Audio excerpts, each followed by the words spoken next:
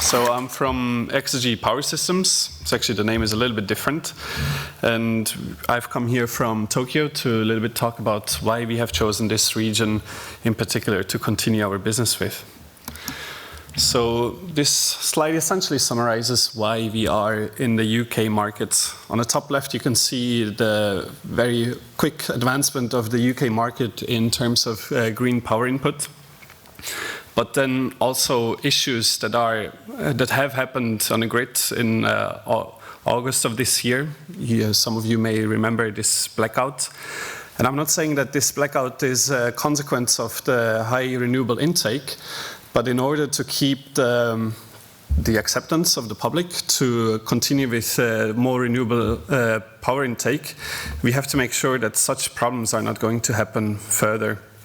And what National Grid has shown in their slide on the right is to point out this key 1 minute after an event where the grid is very unstable and some resiliency has to be added in order for not to have further blackouts. And I'm not really here to sell our company, but nevertheless I want to explain a little bit more of what we are doing and how we want to solve this issue. So let's imagine we have a factory, and this factory has certain machinery, some load, and a generator. And this factory now wants to participate in the electricity market and provide flexibility to support the grid. With diesel gensets, this is going to be very difficult, because as you can see, the ramp-up time takes about 1 minute. So that is exactly that 1 minute that is so critical for the system operator to bridge. So in order for the factory to operate continuously without having to shed any load, we are providing an energy storage system that you can see on the left there, that essentially bridges this time from an event until existing diesel gensets are fully ramped up. And through this system, we can provide continuous power output with a minimum-sized battery storage system. This is more than just a concept. We have been established as a spin-off from the University of Tokyo in 2011, and we have done third-party testing and then moved to the real field in 2017 with a project on Hawaiian Island. Then another project of 1 megawatt size with RWTH Aachen, so the region where we will hear a bit more in the next session or in the next presentation. But now we are targeting the Irish and the UK market. And the reasons, firstly, are this is where currently a market is available that supports those kind of short duration energy storage systems. In Ireland, that is called the DS3 system, and in the UK, it's the balancing services. But while in Ireland, we more or less just want to provide our systems, in the UK, we want to do a little bit more. And that is why we are working with the University of Sheffield and the University of Newcastle to expand our business there. So that's in the Northern Power Grid region. But then we are also looking into Electricity Northwest region. The reason there is, some of you may know that KEPCO, that is Kansai Electric Power, which is the electricity utility in the Osaka region in Japan, has heavily invested in Electricity Northwest. And KEPCO has also invested in us. So they are clearly eager to also support us in that market.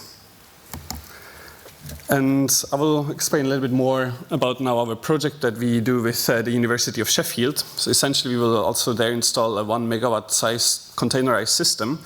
And we have chosen to work with the University of Sheffield for a number of reasons.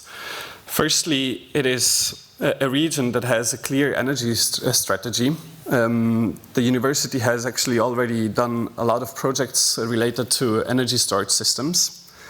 Then we also have for the supply chain. So we at Exergy manufacture the batteries in Japan and we ship it to Europe, but the whole integration is happening in Europe.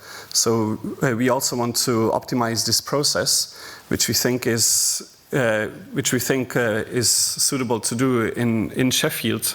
And that has to do with the AMRC, the Advanced Manufacturing Research Center, or the High Value Manufacturing Catapult. So because there is this catapult located in Sheffield, we hope to tap into the knowledge that is present in that region.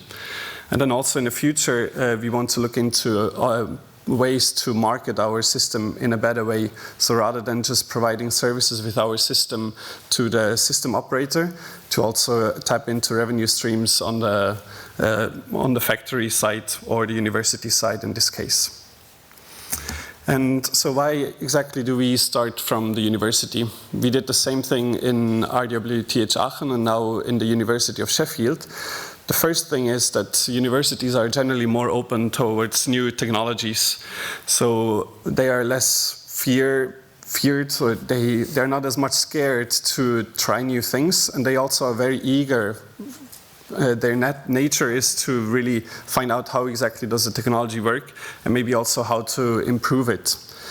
Then also the local talent within the university, so to tap into talent for our future development, but also around the university typically there are factories and there are people employed that know quite a lot about energy storage systems in this case.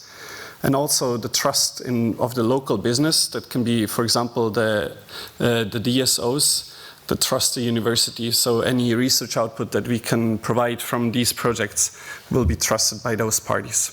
And then also we want to tap into this region to not only supply our system, so manufacture abroad and supply it here in the UK, but also grow. So not only supply, but also start to develop and also manufacture. So I believe that is a very key factor for this conference. And then to take then this step a little bit further, to summarize my speaking essentially, is we started in Japan where we developed. We have integrated and deployed our systems in Europe, started the commercial operation, and then we want to grow further. We want to use our projects here in the UK to expand within the UK, but also use this as a gateway to the European market, and then further to take it back to Japan, to take the learnings in terms of development of the technology and of the business in the Japanese market and also worldwide. And with that, thank you for your attention. Thanks, Mike.